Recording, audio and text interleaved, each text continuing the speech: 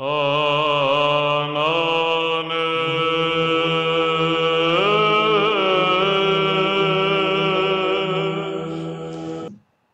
there! Today we're going to talk about this pen.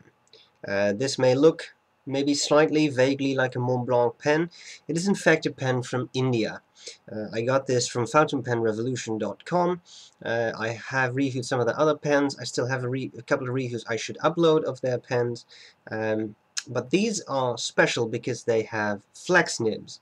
Fountain Pen Revolution now sells Flex Nibs. They are a somewhat matte metal finish. Reminded me a little bit of titanium nibs. Now I'm pretty sure they're not titanium nibs, but kind of nice. Deep slit all the way, well, not all the way down because that would be a two-part nib, but very deeply down all the way into the grip section. No breather hole. Today we're going to talk about that pen. So I got three. This one I got an eyedropper, and I got a piston filler, just to you know, get a feel for these nibs. They all have the same nib, they have different feeds, different filling systems, etc. Today I'll only talk about this one. So far this is my favorite, and this is the Serwex MB.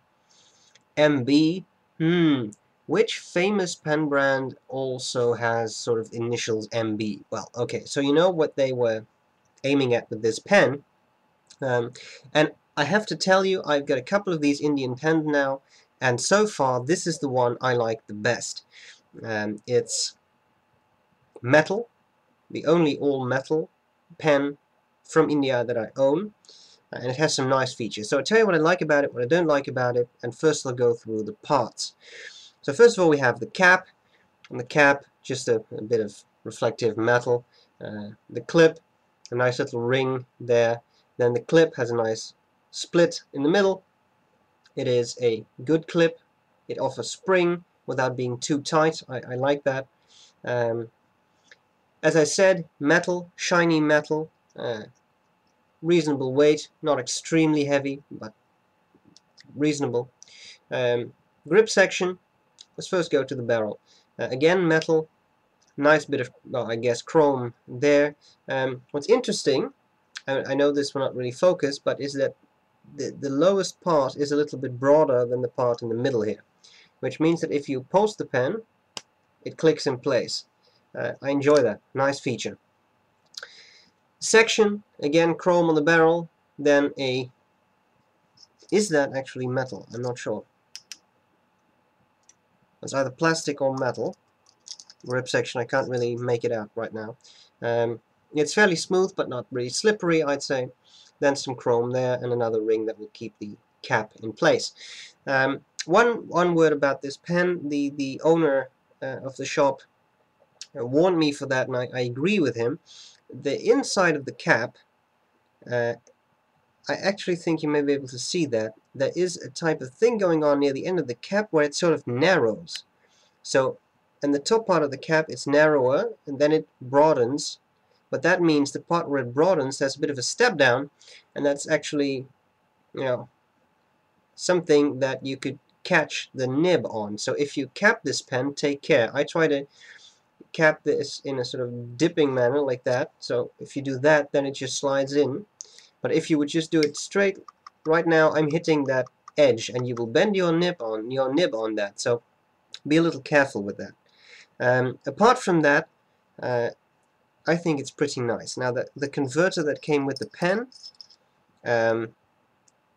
that for some reason reminds me tremendously of a Parker a push type converter. Nothing wrong with that. At some point someone posted a comment on one of my videos and said, have you ever noticed that with these push type Parker converters, that if you pull that piston all the way back, some ink leakage may occur around this edge, which is where the plastic, the actual the ink reservoir and the housing of the piston meet up. And I said, no, I've never had that. And I think just a week after that, I filled up a Parker with foresaid converter, and it leaked. So if you use a converter like this, what I suggest is you don't pull that piston all the way back. See, now it's all the way pulled back. and now there's a bit more space right there. Do that. That way the piston will make sure no ink can actually get beyond the point where the ink reservoir and the piston housing seal up, because that seal is not perfect. At least it's not on some Parker converters. So that's just, you will have a little bit less ink, but this is 1 drop less or something, so it's really not a big deal. The converter just it gets pushed in, and that's all there's to it.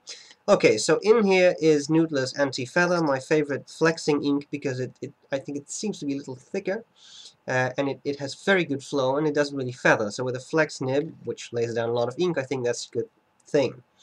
Okay, what do I like about the pen? Well, I think the design is pretty nice. Clearly, the people who made this pen were aiming at a Mont Blanc pen, but that's, I mean, I don't really mind. I'm not sure how well Mont Blanc likes it, but, I prefer a good knockoff to a perhaps highly original pen, but one that is really not pleasant to use. So I don't mind. The Flex Nib works very well, and as I said, I have 3 Flex pens that are sold by Fountain Pen Revolution. So far, this one is by far my favorite. It feels, I think, the most decently built because of the metal body, and also this one has the best feed, and that is very crucial, because when you're flexing, you want your ink to keep up. You don't want it to railroad, and you will just end up with 2 very thin bits of ink instead of a nice wide line. With the other 2 pens, I had railroading quite a bit, which is not necessarily bad. You can work on the feed a little. I think these are ebonite feeds, so in fact, Kevin, the owner of Fountain Pen Revolution, has put a very useful video on YouTube on how to widen the feed channel, so he knows this is an issue. For regular writing, no problem. I had no problems whatsoever. For flexing, this feed kept up all the time, which is very, very impressive, because I've had issues with some of my Noodler's pens, which just start as a railroad. So far, I don't think I have made this one railroad, and that's really very impressive. So that's it. What do I not like about it? Well, I mean, clearly the fact that it's a bit of a Mont Blanc knockoff, that's a two-edged blade, right? I mean, that you don't necessarily want to own a knockoff, I suppose. I don't mind that much.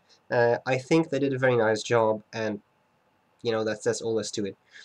These aren't the most expensive pens in the world. You cannot reasonably expect performance of a $500, $600, $700 pen. That's just not the way. That's not the way things are going to be. But this pen, I only had it for a couple of days, and it's already dear to me, and that's saying a lot. The other 2 I also like, but this one I would really hate to part with. So, in all, I think this is a very good pen, and I have bored you to death with all my talk, so now it's definitely time to do a writing sample and show you what this flexing is all about. And that's what we're going to do next. So I hope this was useful, and I'll see you later. Bye-bye. Okay, so here we go.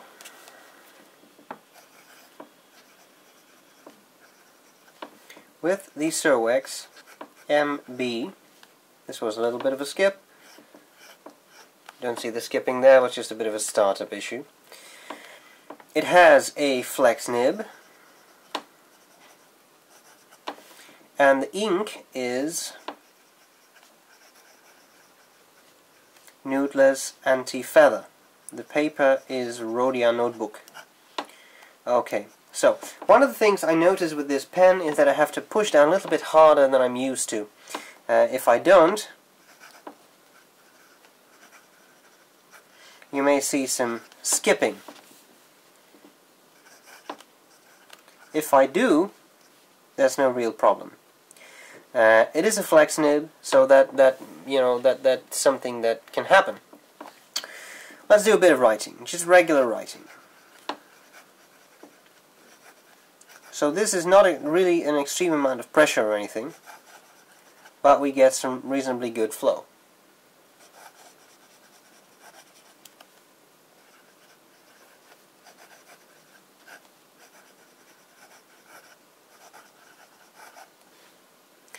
Okay, maybe fast writing.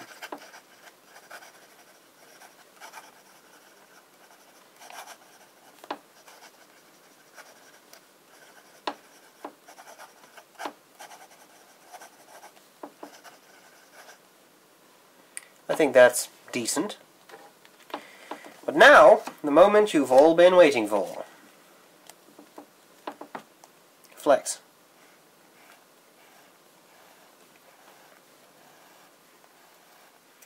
I would say this does not give you any less flex than a noodler's pen. Now what I like the most, and probably when I try to demonstrate it it'll fail, but what I like the most is that this feed keeps up. I'm really going fast here.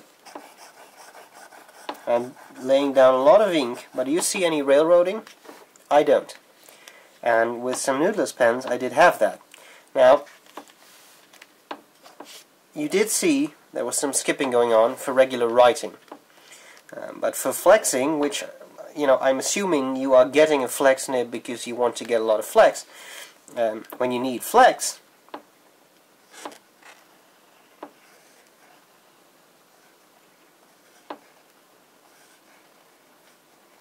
this was not the pen's fault. I didn't angle it, you know, align it correctly with the paper.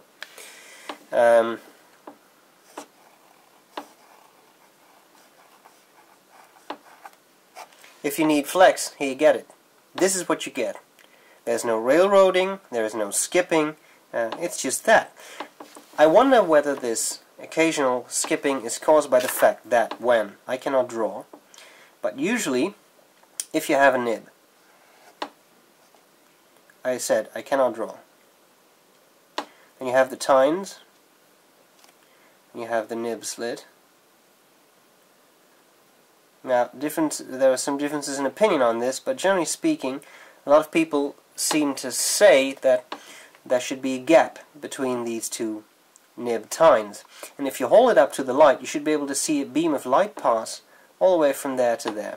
And that slit should be something like this. I'm exaggerating now, but the two parts of the tine should be wider near the breather hole, or the part where the breather hole usually is, and should get narrower as you near the tips of the two tines. Now, generally speaking, a lot of people say that it's ideal if the tips of the two tines just not touch. There should be a minor gap, you know, between the two tines. And with a flex nib, they usually touch. That's just because you want them to open up widely. So if they're already wide open, then I guess that interferes with ink flow or something. So that is something that, you know, you should keep into account. I'm not sure whether that is what is causing some occasional skipping. Again, when flexing,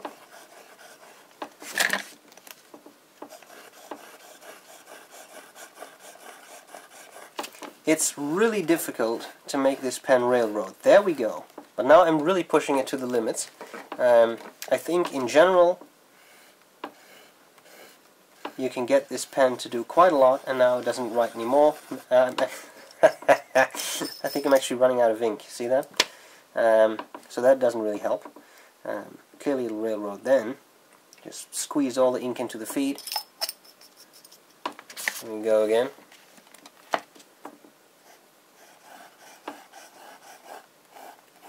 There we go. See that? So just to be sure, this really was a shortage of ink. No issues there whatsoever. So I think this is a very, very nice pen. If you want flex, I recommend you get this. founderpenrevolution.com. The Serwex MB, I think it's very, very nice. So I hope this was useful, and I'll see you later. Bye-bye.